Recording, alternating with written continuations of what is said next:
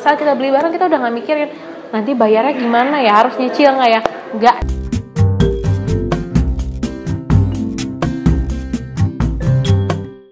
Halo Sobat Finansialku, ketemu lagi dengan saya Widya Yuliati, perencana keuangan dari Finansialku di Widya Start. Oke, di video kali ini saya bakal ngebahas soal ini yang banyak banget ditanyain adalah tentang kebebasan keuangan. Wah, I think everyone wants to be financial freedom ya. Jangankan kalian, saya juga pengen gitu kan ya. Nah, apa sih financial freedom? Konsepnya seperti apa? Jadi, financial freedom ini adalah kebebasan keuangan di mana teman-teman ini bebas melakukan apapun dengan kehidupannya tanpa harus mikirin keuangannya. Misalnya, teman-teman pengen mengejar passion. Yuk kejar passion, mau kerjanya seperti apa, nggak mikirin gajinya berapa, yang penting passionnya terkejar. Karena teman-teman udah punya yang namanya keamanan keuangan, kenyamanan keuangan, sudah mulai mikirin distribusi kekayaan, gitu kan ya. Lalu saat kita beli barang kita udah nggak mikirin nanti bayarnya gimana ya, harus nyicil nggak ya, nggak, kita udah nggak mikirin itu. Bener-bener kita udah tahu ini memang saya beli barang ini saya udah mempersiapkannya dari lama, jadi ya sudah, saya tinggal beli aja. Jadi bener-bener kita melakukan sesuatu tanpa harus memikirkan bagaimana keadaan keuangan kita, karena kita memang sudah merencanakan semua keuangan kita.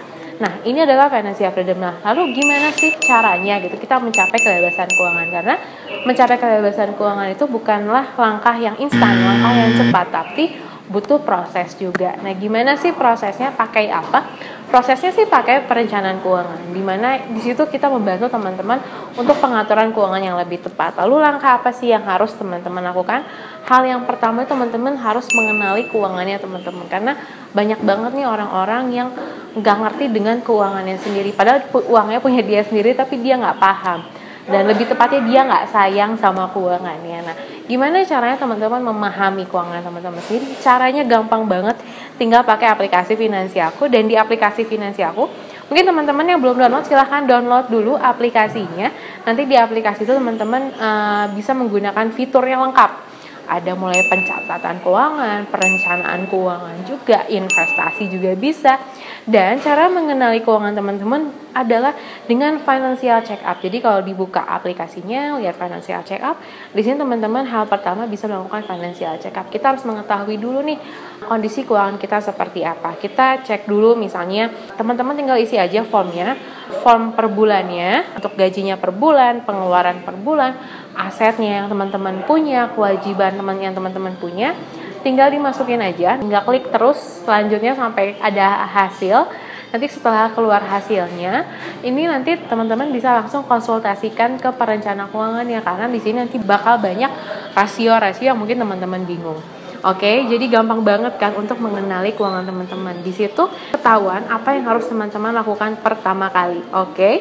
Nah, yang pertama itu kita harus mengenali keuangan kita dulu. Apa sih sebenarnya yang harus kita perbaiki? Karena banyak banget dari kita yang meraba-raba keuangan kita, yang akhirnya kita menjadi dokter untuk keuangan kita sendiri. Dan banyak juga nih teman-teman yang akhirnya malah salah obatnya. Penyakitnya adalah mungkin keuangannya, sakitnya adalah DBD, tapi malah dikasih obatnya diare. Tentu keuangan teman-teman gak akan sembuh dong. Nah, cara biar sembuh kita harus kenalan dulu sama keuangan kita. Oke, saat teman-teman udah financial check up, udah tahu nih sakitnya di mana, obatnya seperti apa.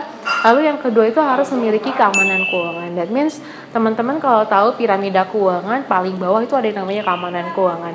Ini harus punya yang namanya perbaikan cash flow gitu kan. Gimana sih kalau teman-teman yang boros ini ketahuan banget di perbaikan cash flow, gimana caranya memiliki cash flow yang baik.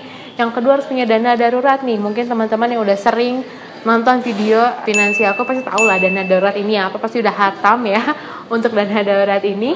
Dan kalau mau saya flashback dikit, dana darurat ini adalah dana yang akan teman-teman pakai kalau ada kejadian yang darurat atau gak bisa direncanakan. Kayak apa? Misalnya kehilangan pendapatan, ada pengurangan pendapatan, ada misalnya butuh perbaikan, baik itu gadget, rumah, kendaraan gitu kan ya. Lalu ada bencana, misalnya ada banjir, ada demo dan segala macam, itu bisa menggunakan dana darurat. Pokoknya untuk semua kejadian yang nggak bisa direncanakan sama sekali. Ingat, dana darurat bukan dipakai untuk dana liburan ya. Oke, dan yang terakhir ada harus punya asuransi. Nah, kenapa kita harus punya asuransi? Asuransi ini sebagai proteksi terhadap diri kita dan juga keluarga. Jadi di keamanan keuangan ini kita ngomongnya what if the bad things happen to us, kita sudah bisa mempersiapkannya sebaik mungkin. Nah, udah punya keamanan, nextnya kita ngomongin untuk tujuan keuangan. Kenapa penting banget punya tujuan keuangan? Karena kalau kita nggak punya tujuan keuangan, yakin deh, investasi yang teman-teman lakukan ini malah jadinya serampangan, nggak ada goalsnya. Selama ini yang teman-teman lakukan, investasi teman-teman udah tahu belum? Mau nyimpan uangnya berapa lama di investasi tersebut? Terus juga udah tahu berapa sih per bulannya? Teman-teman udah tahu atau belum? Boleh share di kolom komen kalau teman-teman yang belum tahu. That means investasi kamu itu nggak efektif dan belum punya tujuan keuangan. Kalau udah tahu, that's good. You have your financial goals, oke?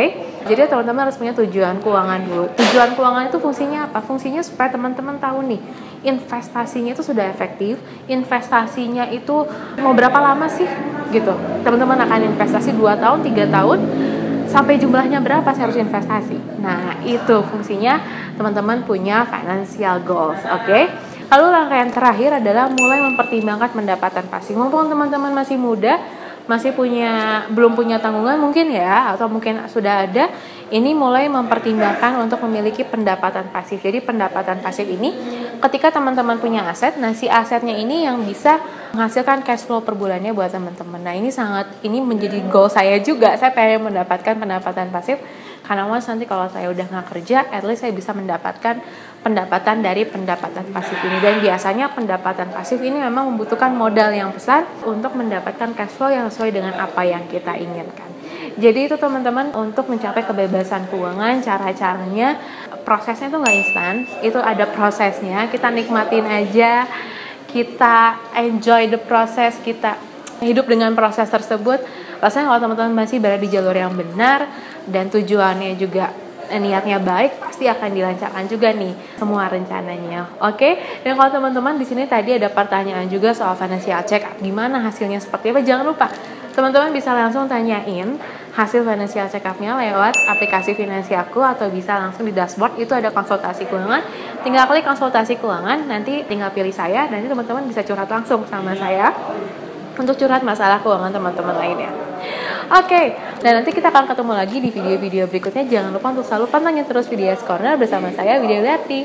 Bye-bye.